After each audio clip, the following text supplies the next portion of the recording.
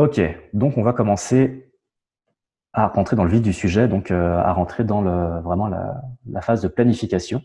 Comme vous pouvez le voir, je suis dans le centre-est de Paris. Et du coup, j'ai zoomé sur l'endroit où il y avait donc Style Cyclewear et Coffee Shop. Juste ici, il suffit que je clique dessus. Automatiquement, donc voilà, je vois un petit peu des infos supplémentaires sur Style. Et je peux du coup décider de démarrer mon ride ici en cliquant tout simplement sur démarrer ici. Ça va, voilà, ça crée le départ à Style Cyclewear et Coffee Shop.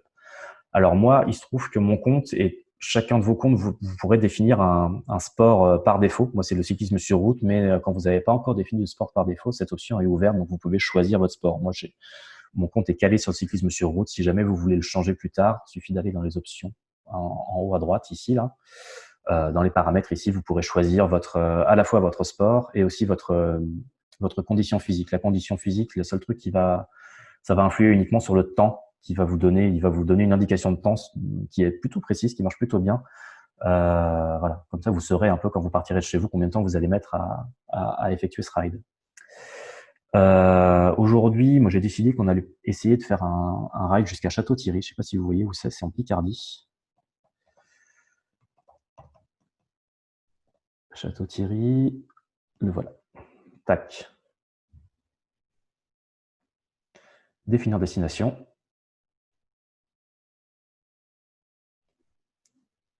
Et voilà, automatiquement, du coup, ça me propose le ride en cyclisme sur route entre Paris et Château-Thierry. Si j'avais pas choisi mon sport avant, il m'aurait proposé 4 ou 5 traces avec des petites boxes avec marqué cyclisme sur route, randonnée, etc. Donc, quoi qu'il en soit, Komoot, même si vous n'avez pas pensé à choisir votre sport, vous fait choisir un sport à un moment ou à un autre. Donc, on se retrouve avec un ride de 95 km, 700 mètres de dénivelé. Voilà, on est sur un ride relativement long, mais pas trop long non plus.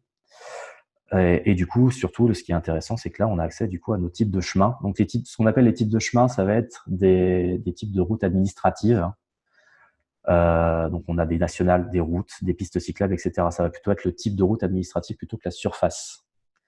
Alors, je vois que Kiwi me demande si ça lag. Alors, je ne sais pas si ça lag pour d'autres gens. N'hésitez pas à me le dire en commentaire si jamais ça lag. Moi, j'ai pas eu de message comme quoi ma connexion était instable, mais en tout cas, non, ça a l'air d'aller.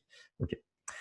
Cool. Donc voilà, donc on peut aussi regarder le type de surface. Là, j'ai choisi cyclisme sur route, donc automatiquement, ça va me mettre quasiment que du goudronné et de l'asphalte. Il y a quasiment aucune différence entre les deux surfaces. L'asphalte, c'est vraiment du revêtement parfait. Le goudronné, ça va être du goudron sans vêtement ou éventuellement des surfaces bétonnées. C'est assez rare qu'il y ait des routes bétonnées en France. Ça peut arriver dans d'autres pays comme en Belgique, par exemple. Mais voilà, c'est en gros, ce qu'il faut comprendre, c'est que ces deux surfaces sont complètement praticable sur le vélo de route. On a moins de 100 mètres de pavé et 405 mètres de non goudronné. Ça va être, si vous voyez, quand je passe la souris, il y a quelques petits points qui s'illuminent au niveau de la piste cyclable du canal de l'Ourcq. Donc en gros, c'est des petits passages où il va y avoir du stabilisé. C'est aussi pour ça que Komoot vous prévient que certaines surfaces du tour peuvent être inadaptées. Il vous dit après 13 km, après 14 km 5, après 15 km 1, ça correspond exactement à ce qu'on voyait à l'instant là. Donc, c'est bon de le vérifier. Si jamais vous n'êtes pas sûr de vous, vous pouvez aller cliquer sur voilà vous voyez que chaque petite portion est cliquable. Ça va venir zoomer sur la portion en question et vous pouvez éventuellement vérifier à quoi ça correspond en jouant aussi sur les couches que vous avez ici. Vous pouvez aussi utiliser la couche Google Satellite. Donc, si vous zoomez et que vous utilisez Google Satellite, vous allez voir vraiment le type de surface auquel ça correspond. Donc, c'est assez pratique. Je vous ai parlé des incontournables juste avant. Je vous ai parlé donc de style coffee shop, mais vous voyez qu'il y en a plusieurs autres ici. À chaque fois, il y a des petits vélos dessus. Donc là, il y a le château de Montouillet, il y a Marly-Puiseux, etc. Donc ça, c'est des gens qui ont créé ça, château de Chantilly. Vous remarquez aussi qu'il y en a des plus petits qui sont un peu, voilà, un peu comme ça. C'est juste des incontournables qui sont tout aussi valables que les autres, mais qui sont pas des incontournables de votre sport. C'est pas des incontournables de vélo de route. Mais moi, je vous conseille de les regarder quand même, parce que ça peut valoir le coup. Je sais pas, je clique sur celui-là pour vous montrer. Butte aux gendarmes, je sais pas trop ce que c'est. D'accord, ok, ça va être une butte un petit peu dans la forêt, donc je pense que c'est pas accessible. C'est un incontournable de randonnée, donc typiquement peut-être plus compliqué pour le vélo. En tout cas, n'hésitez pas, si vous êtes dans une région que vous connaissez pas, à regarder aussi les incontournables qui sont pas purement sur votre type de sport. Moi, je conseille, une fois que vous avez posé votre point A, votre point B, effectivement, c'est la base du ride. Voilà, vous pouvez potentiellement partir là-dessus et laisser Komoot faire. Si vous avez bien fait gaffe qu'il n'y a pas trop de nationales, vous pouvez éventuellement jeter un œil si vous voyez quelles portions de nationales sont critiques. Mais a priori, là, vous voyez qu'il y a peut-être un petit rond-point par là, mais rien de plus. Là, vous cliquez sur, par exemple, le château de Montouillet. Admettons que vous ayez envie d'aller voir ce château absolument. Vous avez juste à cliquer sur inclure à l'itinéraire ici. Voilà. Donc là, on a déjà un incontournable. Donc vous savez déjà que vous aurez un château sur votre route. Alors Julien me dit que le son est compréhensible et on sent un petit manque de débit. Ouais, effectivement, j'imagine. Après, je sais pas si c'est mon voisinage qui s'acharne sur Netflix, mais le débit est pas parfait de mon côté aussi, j'avoue. C'est peut-être chez toi aussi, c'est possible, effectivement. Voilà, donc j'ai rajouté un incontournable. Pour l'instant, je vais en mettre qu'un. Si jamais, par contre, j'ai envie de rajouter des points d'intérêt un peu plus serviciels, on va dire, si vous cherchez une boulangerie, si vous cherchez des choses plus précises, vous remarquez qu'il y a aussi des points blancs un peu partout. Là, ça va être plutôt des forêts ou des choses comme ça. Mais si vous voulez en rajouter des points blancs plus précis, vous pouvez utiliser encore une fois, ce champ ne sert pas uniquement qu'à rechercher un lieu. Quand vous cliquez dedans, vous remarquez qu'il y a énormément de types de lieux que vous pouvez rechercher. Alors, moi, je vous conseille de désactiver les incontournables, comme ça, vous ne les voyez plus. Et là, par exemple, vous pouvez chercher gastronomie et boissons. Ça va vous rajouter des auberges, des dragons d'or, le Saint-Cyr, un McDonald's, par exemple. Mais si vous zoomez un peu plus, vous allez en avoir davantage, bien évidemment. Hein, c'est en fonction du type de zoom. Relativement utile si jamais vous voulez faire une pause café, si jamais vous voulez chercher une boulangerie quelque part d'ouverte, etc., etc. Là, j'avais vu un café par là. À Ouasserie, il y a le Calypso, donc éventuellement, on peut cliquer sur le Calypso et pareil, même réflexe, inclure à l'itinéraire. Pour celles et ceux qui sont toujours en quête de flotte pour leur bidon, donc il n'y a pas les cimetières, mais par contre, il y a les toilettes publiques. Généralement, les toilettes publiques qui sont disponibles sur des places de village, etc. Il y a souvent des robinets, donc on peut éventuellement aller chercher telle ou telle toilette publique. Je dois avoir encore ma gastronomie d'affiché, pardon. Voilà. Bon, j'en ai pas sur le parcours là. Si j'en ai juste là, bon, c'est un peu tard, mais bon, juste pour la blague, on va le mettre. Tac. Donc voilà, ça, à chaque fois, ça va du coup redéfinir un petit peu la forme du rail. Donc on peut toujours vérifier si ça rajoute un peu de, là, ça a rajouté un peu de national ici. Donc on pourra éventuellement aller dans le détail ici pour faire tout simplement un glisser-déposer. Hein, c'est aussi simple que ça. Je zoome. Et au bout d'un moment, je vais avoir des routes un peu plus petites. Donc je peux éventuellement décaler pour passer par Bézu-le-Guéry, par exemple. Ça va rajouter un peu de kilomètres et probablement du dénivelé. Mais voilà. Du coup, là, on a un ride à peu près, voilà, déjà un petit peu boosté. Si vous voulez savoir un peu si ça va être, s'il va y avoir de la côte ou pas de la côte, parce que c'est souvent la question qu'on se pose quand même. En haut à gauche, là, il y a un petit bouton profil d'élévation. Il suffit de cliquer dessus, ça vous rajoute le profil. Il n'est pas activé d'office parce que comme vous pouvez le voir, il prend un peu de place. Donc du coup, c'est à vous de voir si vous voulez le laisser activer, le désactiver. Et après, vous pouvez tout aussi bien désactiver la colonne de gauche si elle vous gêne aussi. Vous pouvez planifier comme ça, il n'y a pas de souci vu que c'est souvent à la souris que ça se passe. Donc voilà, les deux sont possibles.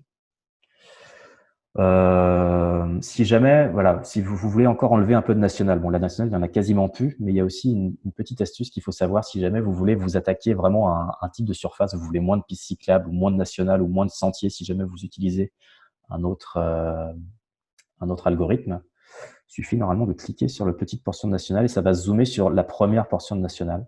Donc là, vous voyez que c'est en plein milieu de la ville, donc il n'y a pas trop de soucis. A priori, c'est juste une rue assez importante. Si vous recliquez, ça va être la deuxième portion nationale. Donc là, c'est juste une toute petite transition. Ceux qui sont habitués à ce canal de Lourdes connaissent cette transition. C'est vraiment 15 mètres à faire, etc., etc. Donc ça permet, entre guillemets, de désamorcer un petit peu les endroits qui peuvent être critiques. Et souvent, quand il reste plus que 1 kilomètre, 1 kilomètre de national, c'est souvent à chaque fois des petits bouts comme ça pour traverser le national. Donc voilà, là, a priori, on est plutôt pas de souci, quoi. Ah oui, les toilettes publiques il y a un petit décalage, mais on va les laisser quand même. Voilà.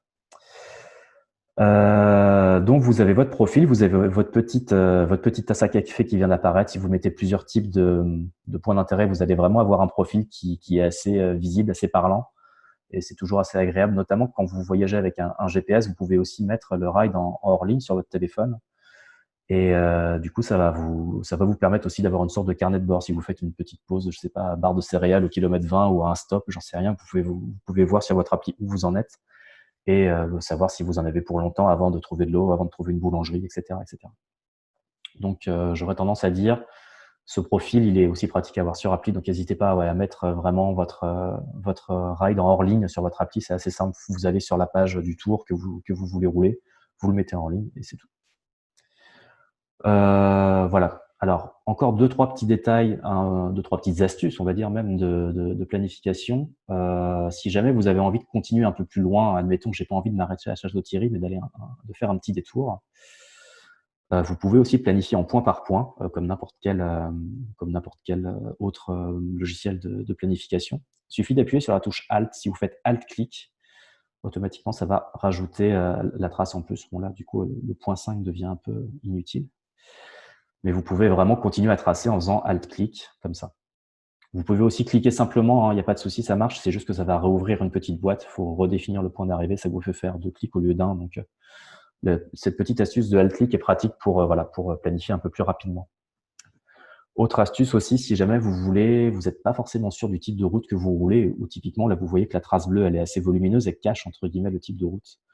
Si vous voulez savoir un peu ce qu'il y a en dessous de la trace, il y a une autre astuce. Vous appuyez sur la touche M et vous voyez que quand vous appuyez dessus, littéralement, ça efface la trace. Comme ça, vous pouvez vérifier si c'est bien une petite route telle que vous voulez la pratiquer, telle que vous voulez la chercher.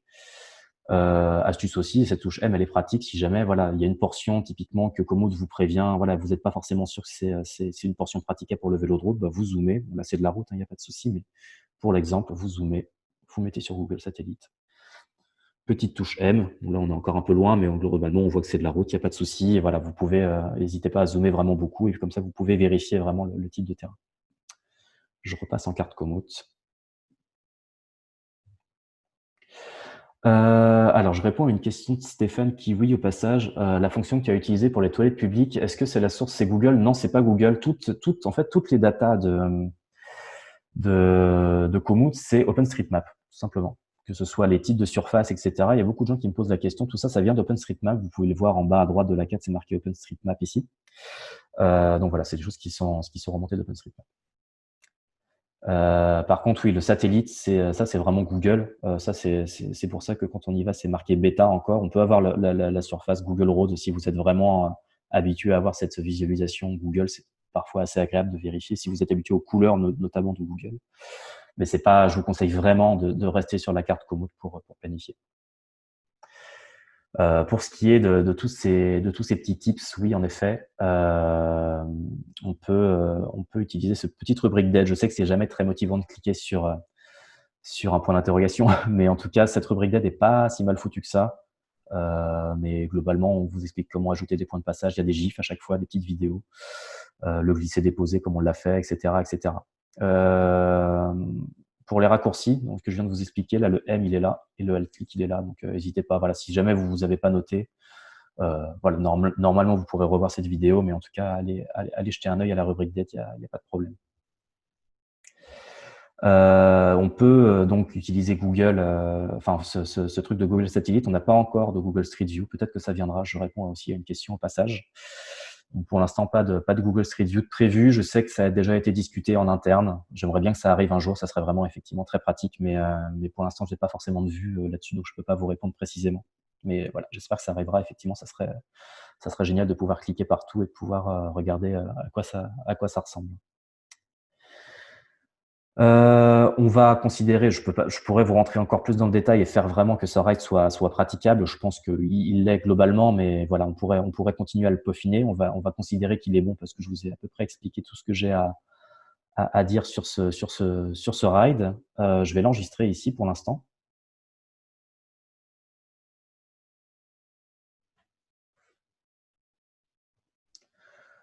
De style Cycleware à Le Calypso. On va laisser le nom comme ça pour l'instant, c'est très bien. Si jamais vous avez des amis qui sont déjà sur Komoot, ça c'est une option que je vous invite à utiliser. Je clique ici. Ça va ouvrir une petite box avec tous mes amis qui sont là.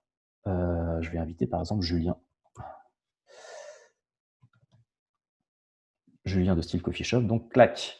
Normalement, il a dû recevoir une notification s'il n'a pas désactivé ses notifications Komoot. Je lui en voudrais pas s'il l'a fait, mais normalement, il l'a reçu automatiquement. Ça a passé mon tour en public parce que les tours sont privés d'office sur Komoot. Il faut savoir ça. Du coup, voilà, ça a déjà fait ce petit truc de switch là. C'est passé en public et du coup, ça a servi à quoi? C'est que du coup, Julien, s'il voit sa notification et qu'il accepte ça, ce tour, il arrive automatiquement dans ses tours planifiés à lui aussi. Donc, ça veut dire que, par exemple, à 8h30 du mat, je l'invite sur un tour. À 9h du mat, il n'a plus qu'à allumer son GPS. Il est bien en liaison avec Komoot, comme je vous l'ai expliqué tout à l'heure. Il a juste à démarrer. Il n'a pas besoin de s'envoyer les liens. On n'a pas besoin voilà, de se blinder nos groupes WhatsApp et nos groupes Facebook de liens. Donc voilà, on a juste à inviter nos potes sur Komoot, automatiquement ils l'ont chez eux aussi et ils ont juste à allumer leur GPS si tout est en ordre entre guillemets. Donc voilà, petite option assez pratique. Vous pouvez bien évidemment sortir un GPX quand même si jamais vous n'avez pas de GPS compatible entre guillemets avec ces trucs d'intégration Komoot. Vous pouvez remodifier, vous pouvez re-rentrer et le remodifier tel quel, mais par contre, il y a une option qui est assez intéressante, c'est la replanification ici. Admettons que vous partiez avec un gravel et que vous aviez planifié donc une version route en mode voilà, on fait de la route aujourd'hui, mais je roule quand même avec mon gravel. On peut aussi replanifier ce tour, soit parce que vous avez décidé de partir d'un autre point de départ, soit parce que parce que vous avez juste envie de repartir avec les mêmes points de départ et d'arrivée, mais avec un sport différent, par exemple. Donc là, je réouvre le ride, et là, c'est vraiment une copie numéro 2 du ride qui est ouvert, c'est pas le même. Donc là, j'ai juste à changer, à choisir gravel, par exemple. Je sais pas s'il va y avoir des différences monumentales, mais en tout cas, ça va faire, voilà, si quand même, quelques petites différences. On remarque que normalement, les types de surface, doit y avoir un peu plus de non goudronné quand même, un peu plus, pas beaucoup, ouais. Ça fait pas beaucoup de gravel. Je pense qu'on peut vraiment encore pousser le truc si on veut faire, on peut même essayer le VTT si on a envie.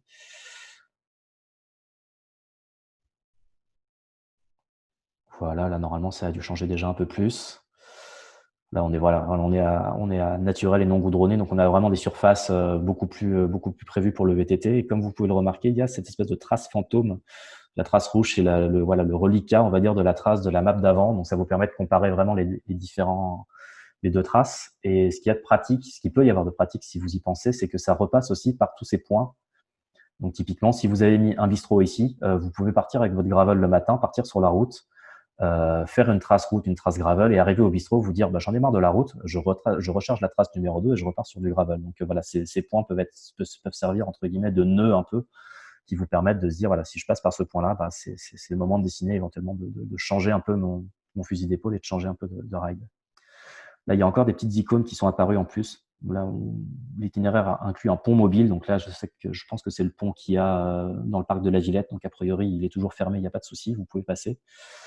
Et inclut un segment avec des marches ascendantes ou descendantes. Donc il y a peut-être un petit moment où il va falloir juste genre descendre de son vélo, descendre un petit escalier ici. Voilà, il vous prévient quand même.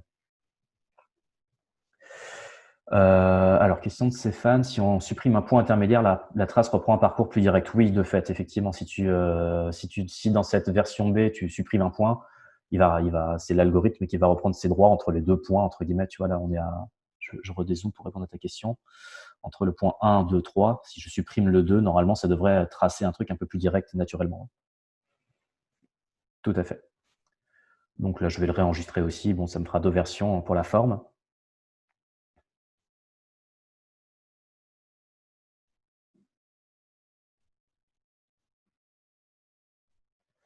Ok, bon là je réinvite pas Julien, il a déjà le premier ride. Tac. Dans mes tours planifiés, normalement, je devrais avoir deux rides qui ont le même nom du coup. C'est ça, voilà. Attends, j'en ai un public parce que je les partage avec Julien. J'en ai un privé que je peux rendre public ici, hein. C'est assez facile à faire. Je vous conseille de bien nommer vos rides parce que l'intérêt de Komoot, c'est qu'il y a aussi un moteur de recherche qui est assez pratique ici. Donc si on nomme vraiment un ride avec des bons termes bien lisibles, bah, vous pouvez le retrouver hyper facilement. Vous pouvez trier aussi par sport si jamais vous faites un sport précis, etc. Donc tout ça, c'est assez pratique aussi. Mais voilà, vraiment, petit conseil, bien nommer vos rides. Et puis ça permet aussi des fois d'aller voir dans les rides des potes. L'intérêt de Komoot, c'est qu'on peut repiquer les rides de n'importe qui, se les échanger. Il n'y a pas de restriction là-dessus. Donc voilà, si vous savez que vous avez tel copain ou telle copine qui roule vraiment fort et que vous aimez bien ces traces, n'hésitez pas à aller sur sa page, aller dans ses tours planifiés ici. Et puis vous avez le même moteur de recherche. Donc comme ça, vous pourrez voir les tours qu'il ou elle a rendu public. Bien évidemment, ces tours privés, vous ne pourrez pas les voir, ça c'est sûr. Mais voilà, c'est une petite option qui est assez utile. Si vous voulez localiser vos potes, il y a deux manières de le faire. Soit sur votre profil ici, vous avez l'option localiser mes amis ici. Sinon, vous l'avez aussi ici. Voilà, si vous êtes sur le planificateur d'itinéraire ou ailleurs dans Komoot, il y a toujours moyen de retrouver des potes ici. Ça lance un petit moteur de recherche tout simple. Hein. C'est pas sorcier. Vous pouvez suivre vos amis Facebook, etc. Mais là, vous tapez je suis un PCR, je vais continuer cet exemple. Normalement, voilà, il arrive là. Sachez aussi que si vous avez des traces GPX chez vous, enfin voilà, que vous en avez déjà, vous pouvez les uploader ici. C'est tout con, hein, c'est vraiment pas sorcier, hein, c'est juste un gros bouton ajouter un fichier. vous chargez votre GPS et votre GPX et Komoot vous demandera deux options, soit coller exactement à la trace initiale si jamais Komoot considère que la trace prend des itinéraires un peu olé olé, on va dire. Soit voilà, Komoot va pouvoir aussi replanifier un peu par lui-même. Donc voilà, vous avez les deux options. Voilà, à vous de choisir si vous voulez vraiment garder l'itinéraire initial précisément ou laisser Komoot un peu replanifier en fonction de ce qu'il pense être le mieux. Alors après, c'est aussi un peu le moment de vous parler de l'après, parce que normalement, si vous avez bien, on va dire, couplé votre GPS avec Komoot, normalement, une fois que vous avez fini, que vous avez arrêté votre GPS, automatiquement, Komoot va uploader le ride dans Komoot, exactement comme il fait avec Strava ou avec d'autres applis. Donc, du coup, vous allez le retrouver dans les tours effectués. Donc, vous avez remarqué qu'on n'appelle pas ça d'ailleurs itinéraire et activité, parce qu'on a tendance à vouloir un peu, on va dire, flouter la frontière entre les deux, dans le sens où on a vraiment envie de faire comprendre aux gens qu'un tour effectué peut très bien être un itinéraire, donc un tour planifié, on peut très bien repomper le tour effectué de quelqu'un pour en faire un tour planifié, etc. Donc c'est très, voilà, ce mot tour, il regroupe vraiment les deux types de rides et c'est assez important pour nous de le faire comme ça. Je prends l'exemple, voilà, j'ai fait un ride avec Black Cat, qui est un magasin à Lille. Donc je l'ai fait le 7 mars 2020. Donc, une fois que votre ride est fini, vous pouvez bien évidemment rajouter des photos, renommer le ride, etc., etc. Vous pouvez le faire directement dans l'appli, vous pouvez revenir un jour ou deux après sur l'ordinateur pour le faire. Je vous montre ça parce qu'une fois qu'on a uploadé des photos, typiquement, si vous avez pris une photo d'un incontournable que vous avez envie de créer, automatiquement, donc elle vient de se placer, vous avez une sorte de fil qui vient se mettre avec le kilométrage, etc. Et si j'ai envie de créer un incontournable vis-à-vis de cette photo, bon là, c'est pas forcément intéressant, mais admettons que j'ai envie de le faire parce que c'est une photo intéressante. J'ai juste à cliquer là-dessus.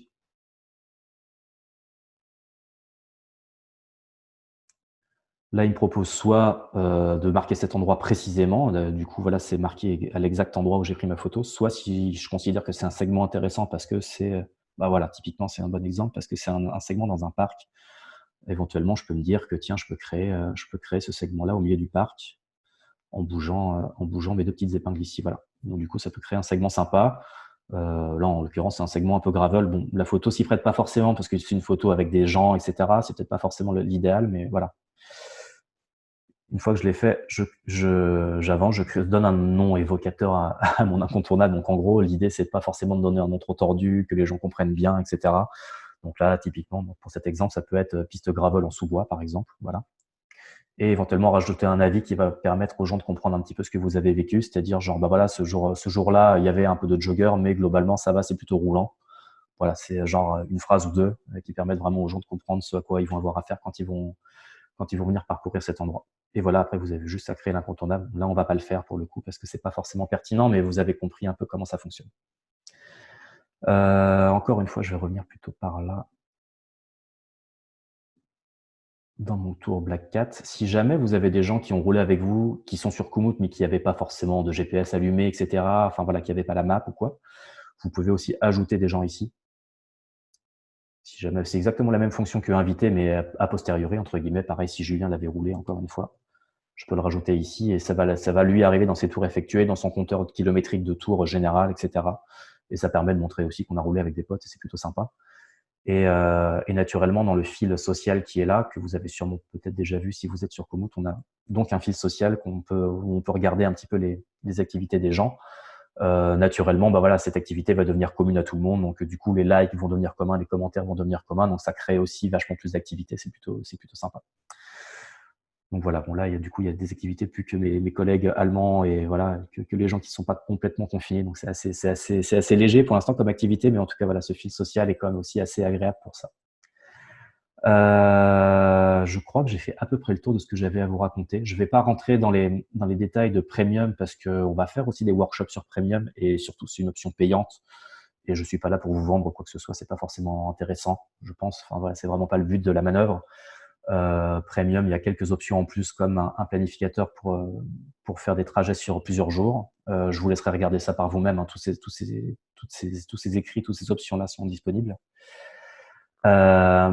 Du coup, voilà, il y a aussi comment créer des collections. Des collections, c'est des endroits où on peut regrouper plusieurs rides, soit pour des objectifs d'organisation, par exemple regrouper tous vos rides gravel au même endroit, qui partent du même endroit, ou alors si vous voulez raconter votre voyage à travers les Alpes de l'été dernier, hyper pratique.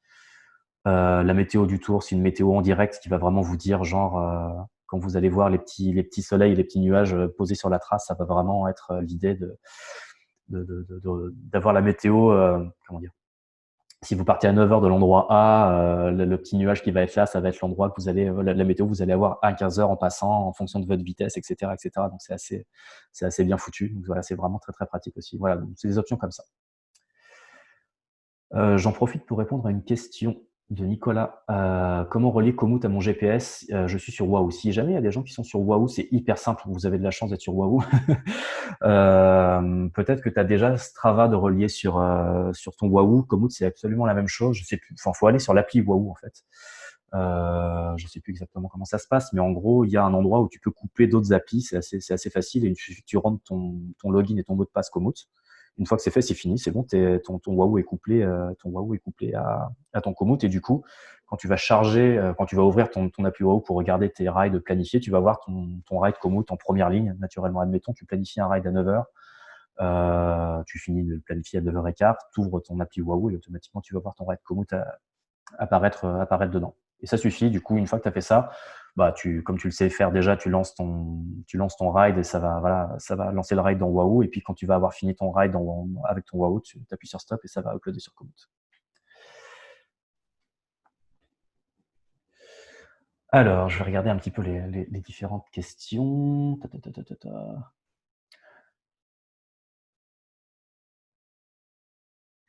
Les préférences connexion.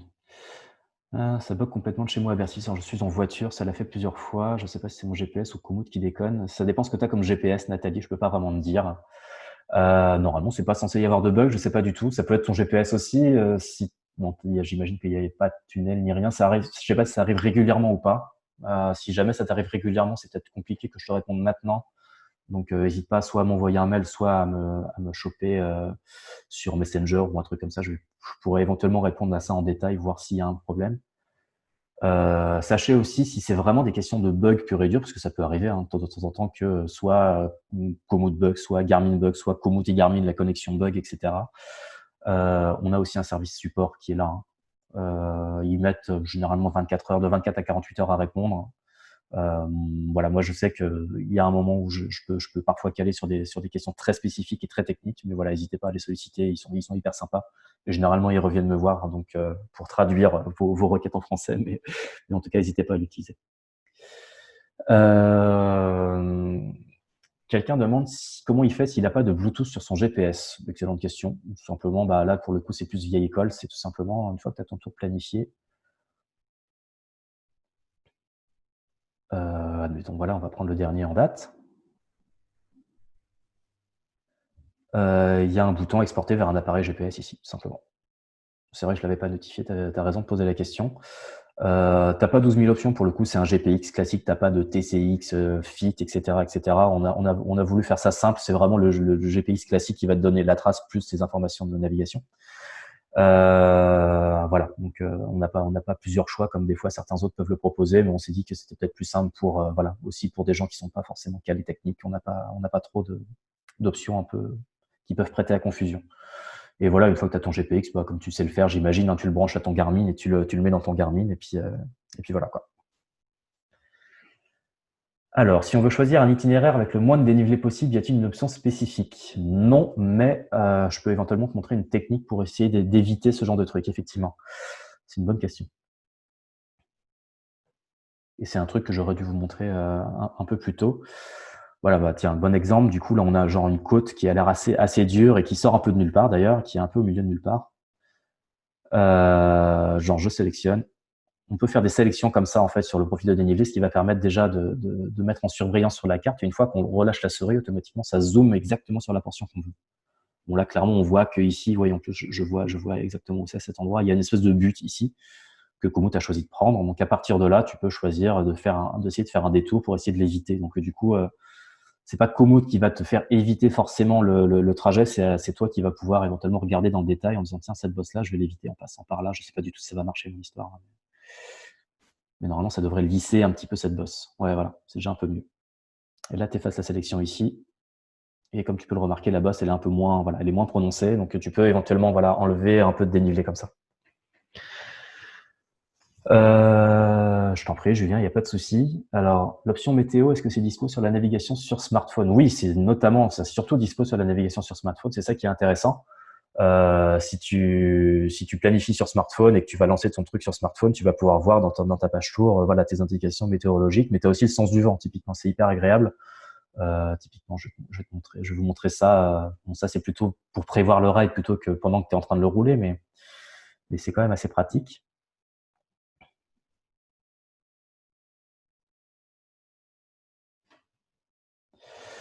Là, je descends parce que du coup, quand on a premium, l'option météo est à la fin. Si on a envie de la voir sur ordi, admettons que j'ai envie de partir de ce ride demain à 10 heures.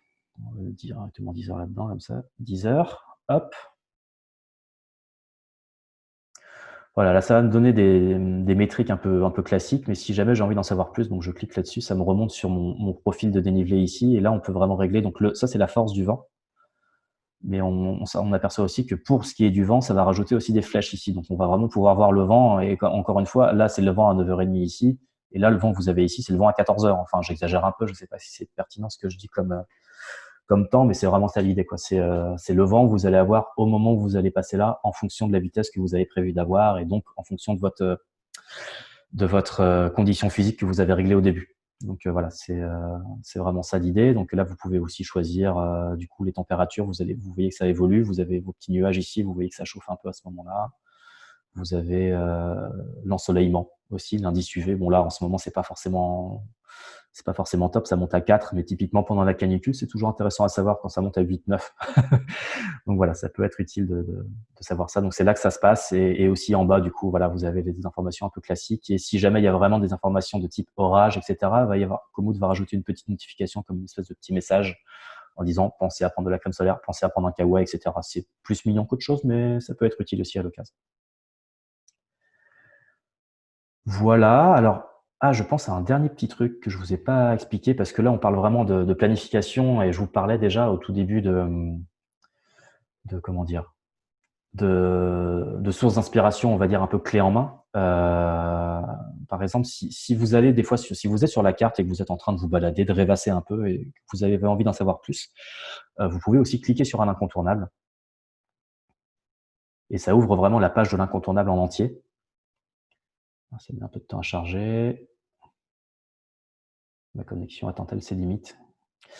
Voilà, c'est bon. Donc si vous cliquez sur cet incontournable, vous allez donc voilà avoir tous les détails de l'incontournable. Si vous descendez un petit peu, vous allez voir les pics d'affluence. Je pense que ça va devoir un peu s'ajuster parce que pour l'instant, cet incontournable n'a pas été créé avant août ou septembre. Donc c'est normal que voilà, bientôt ça va être vert partout, je pense. Mais pratique si jamais vous voyez des cols ou des choses comme ça, ça peut être assez utile pour certains types d'incontournables. Et surtout, là, c'est marqué meilleure promenade vers ou passant par l'incontournable style cycle bar et coffee shop. Typiquement, vous avez plein de rides de gens qui sont passés par là. Alors, ça marche pour style coffee shop parce que du coup, on est sur Paris et que les gens sont souvent passés par là, mais peut-être que il y aura peut-être moins de choix sur un ride, sur un incontournable un peu perdu dans la campagne, mais typiquement, si je clique là-dessus et que je remonte là-haut, bon, là, il y a vraiment beaucoup de rides. Voilà, ça me sort déjà un ride, un exemple de ride qui est possible de faire en passant ou en passant par Steel Cycle War. Donc, si jamais ça vous intéresse, vous avez ce qu'il vous reste à faire, hein. Soit vous regardez plus de détails, soit vous l'enregistrez, ça arrive dans vos tours planifiés et vous le modifiez comme vous voulez, comme je vous ai dit, Vogue la galère, quoi. Donc voilà, ça peut être assez pratique, notamment quand vous explorez des régions que vous connaissez pas et que vous vous dites, tiens, voilà, je suis en voyage, je suis en week-end par là. Il y a un incontournable pas loin de chez moi, je regarde ce que ça donne et je modifie le tour pour le faire partir de là où je suis exactement, quoi. Alors, encore quelques petites questions. Je parlais tout à l'heure d'un pack région gratuit. Effectivement, par région, on garde la même notion qu'on connaît tous. Non, effectivement, bonne question. En gros, une région Komoot, ça va être une région qui correspond généralement, c'est une petite région, plus petite qu'un département, donc c'est un tiers de département. Généralement un tiers de département. Typiquement, la région Paris, c'est la région qui comprend Paris et la petite couronne. Après, tu vas avoir une région Yvelines, une région Seine-et-Marne, je crois, etc. Un pack multi-région, ça va être, par exemple, moi j'habite à Nantes, par exemple, maintenant, donc la région, ça va être Nantes, la multi-région, ça va être Loire-Atlantique. Et au-dessus de ça, on va directement passer au pack monde, on n'a pas d'option pack France, etc. parce qu'on n'a pas envie de faire trop de surcouches, etc. Et le pack monde étant pas si cher que ça, généralement les gens, au bout de 2-3 fois, se disent bon, en fait, il vaut mieux prendre un pack monde, c'est plus rapide, c'est plus pratique, quoi. Alors, est-il possible de voir tous les raids effectués dans une certaine zone par d'autres personnes, amis ou non? Alors ça, c'est quelque chose qu'on ne propose pas encore. Je viens de t'expliquer un petit peu comment faire d'une manière ou d'une autre. C'est une sorte d'option enfin, tu peux utiliser cette manière-là pour le savoir. On a une option qui n'est pas encore activée en France. Je préfère pas trop vous en parler pour l'instant parce que elle n'est pas encore activée, tout simplement parce qu'on n'a pas encore assez de gens qui roulent sur Komoot, donc pas encore assez de données, etc., etc.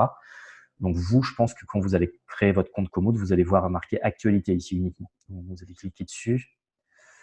Vous allez uniquement voir l'actualité de vos amis.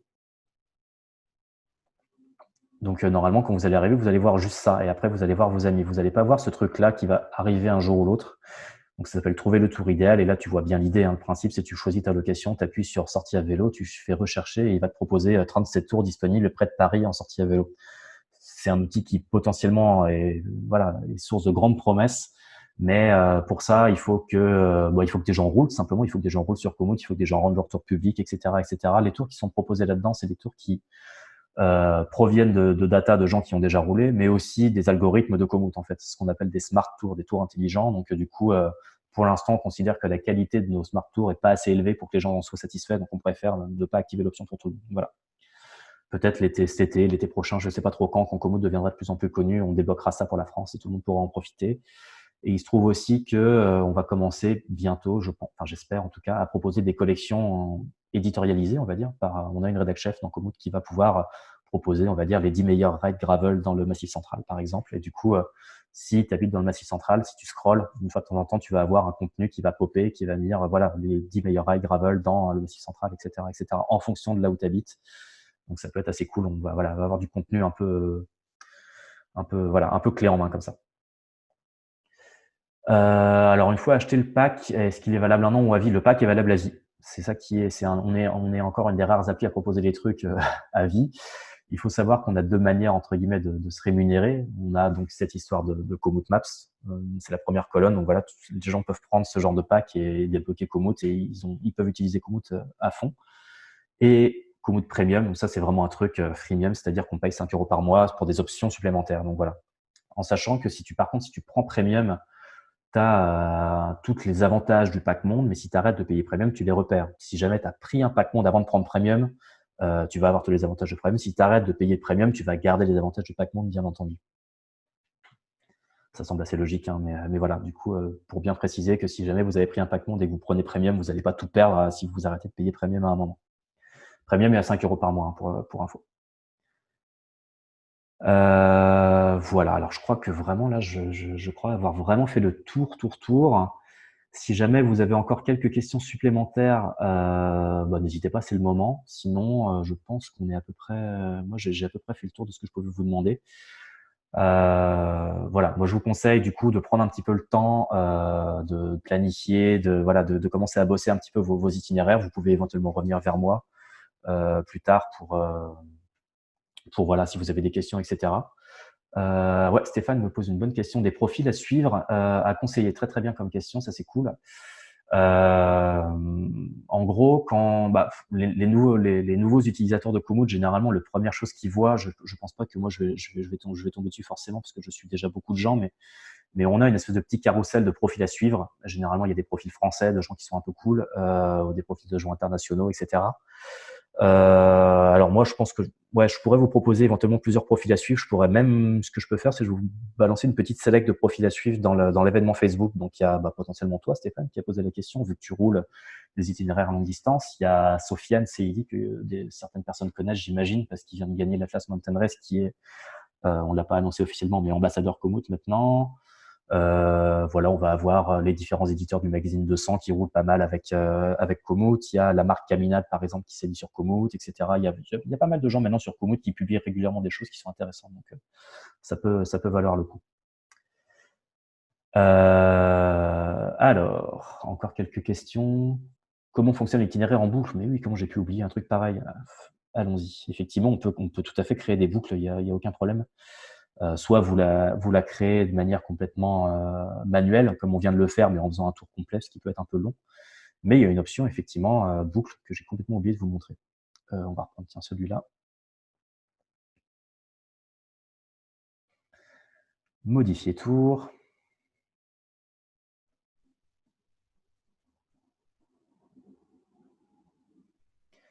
Du coup, voilà, on a là type aller simple, exactement.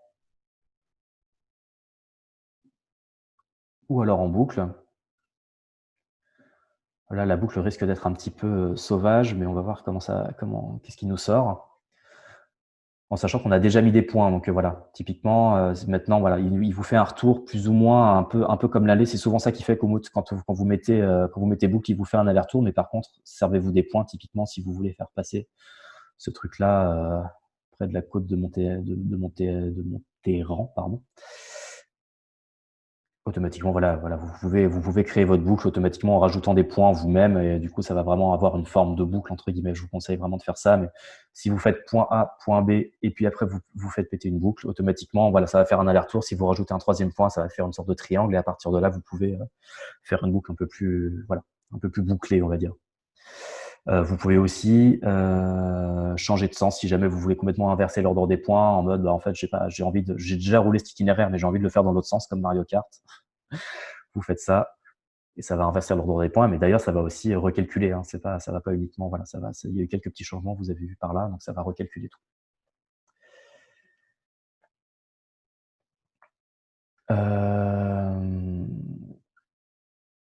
Oui, je l'ai déjà dit, dans le pack premium, on retrouve quoi? Oui, je peux réexpliquer ça tout de suite, il n'y a pas de souci.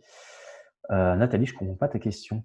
C'est quoi les invites à rouler sur style en plein confinement? Je suis pas sûr d'avoir compris ta question, à moins que tu penses que le fait d'avoir un truc de planification d'itinéraire invite à rouler, mais je pense qu'on est clair avec ça. Ah, ce samedi 4 avril, c'est un truc à rouler sur Zwift. Ça, par contre, c'est plutôt pas moi qui pourrais répondre, je pense que c'est plutôt Julien. Mais Zwift, comme tu le sais, enfin, je vais répondre à sa place, mais du coup, c'est un truc pour rouler virtuellement. Donc, clairement, c'est rester chez vous et rouler chez vous. Il n'y a pas du tout de, c'est vraiment la mode en ce moment, c'est de rouler sur home trainer. Donc, il n'y a vraiment pas de souci avec ça. Alors. Oui, dans le pack premium, voilà, je vais refaire un petit détail du pack premium vite fait. Et puis après, je pense qu'on va à peu près avoir fait le tour. On approche de 20 heures, donc on est pas mal. Tac, je reclique sur Premium. J'enregistre pas l'histoire de la boucle, mais voilà, vous avez compris l'idée.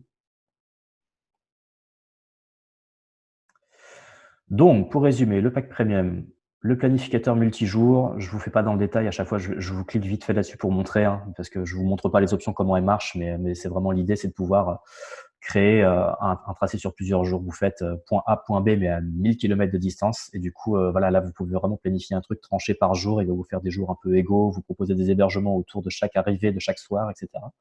Plutôt très pratique. Voilà, il y a déjà plein de tours multijours qui sont disponibles que vous pouvez éventuellement repomper, entre guillemets, voilà. Et vous pouvez choisir le nombre de jours en fonction de votre motivation. Il va vous dire, bah voilà, si vous partez sur 5 jours, ça va vous faire tant d'heures par jour, etc., etc., etc. C'est quand même plutôt pratique. Je crois que les collections, je vous ai déjà un peu expliqué ce que c'était, mais en gros, c'est voilà, c'est cette manière de pouvoir un peu planifier ses rides, ranger un peu ses rides au même endroit pour les montrer parce que vous avez fait un chouette voyage, soit pour les organiser. Encore une fois, je vais pas vous lancer les vidéos, hein, mais si vous allez voir les options premium, c'est assez facile. Vous pouvez tout rejeter un œil à tout ça assez facilement. Je reviens aux avantages. La météo du tour, comme je vous l'ai expliqué. Les cartes spécifiques par sport, ça c'est un autre petit détail. Je dois avoir un planificateur d'ouvert par là. Voilà. Les cartes spécifiques par sport, c'est quelque chose qui vient se rajouter à la carte commode si je choisis la carte cyclisme. Voilà, le bon exemple.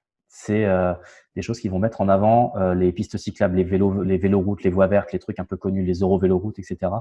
Donc ça vous donne une indication quand vous dézoomez sur une map et que vous connaissez pas trop typiquement l'endroit où vous roulez, bah, ça peut vous donner quand même vraiment des indications assez chouettes sur les grands axes pratiques pour faire du cyclotourisme ou du vélo en général. Parce qu'on a beau dire qu'on fait du bikepacking et qu'on est des gens très engagés, des fois c'est très agréable de prendre une véloroute agréable avec des infrastructures, etc., etc. Vous voyez, voilà, là vous voyez la Loire à vélo, LV. EV6, ça veut dire Eurovélo aussi, donc il y a des petites indications comme ça. C'est assez cool. Et puis donc oui, voilà, cette histoire de navigation internationale, etc., que vous avez, même si vous n'avez pas le pack monde quand vous vous abonnez. Voilà, bah écoutez, moi je crois que je vous ai à peu près tout dit. J'espère que que j'aurai à peu près répondu à toutes vos questions. Je vous remets ça vite fait pendant quelques minutes, si jamais vous l'avez pas pris en note tout à l'heure, cette histoire de code multirégion. Donc voilà. Encore une fois, c'est plutôt pour les nouveaux utilisateurs. Si jamais vous êtes ancien utilisateur et que vous souhaitez avoir une région supplémentaire, parce que vous avez besoin d'une région, n'hésitez pas à me contacter via mathias@coboot.com. Je me suis dit que vu que ce workshop était plutôt dédié aux nouveaux utilisateurs, ce code fonctionne uniquement pour les nouveaux utilisateurs. Ils peuvent choisir un endroit où ils veulent. Mais voilà, si jamais vous en voulez une supplémentaire, contactez-moi, envoyez-moi votre profil utilisateur par mail et puis je vous répondrai. J'essaierai de vous débloquer une région aussi. Bah écoutez, merci à tous. Restez chez vous. On est vraiment là pour ça. On est donc voilà. Je vous ai expliqué tout ça pour que vous puissiez un peu faire des plans sur la comète et tirer des vecteurs, on va dire, pour voilà pour la suite. Donc voilà, quand on aura le droit d'aller rouler en solo, en duo, etc., vous aurez normalement, si tout se passe bien, plein d'idées voilà pour planifier vos itinéraires et pour partir à vélo. Donc voilà, profitez-en, profitez de ce temps que vous avez pour voyager déjà dans votre tête avant de voyager en vrai. Merci à tous. Voilà, bon confinement. Prenez soin de vous et un de ces quatre sur le vélo.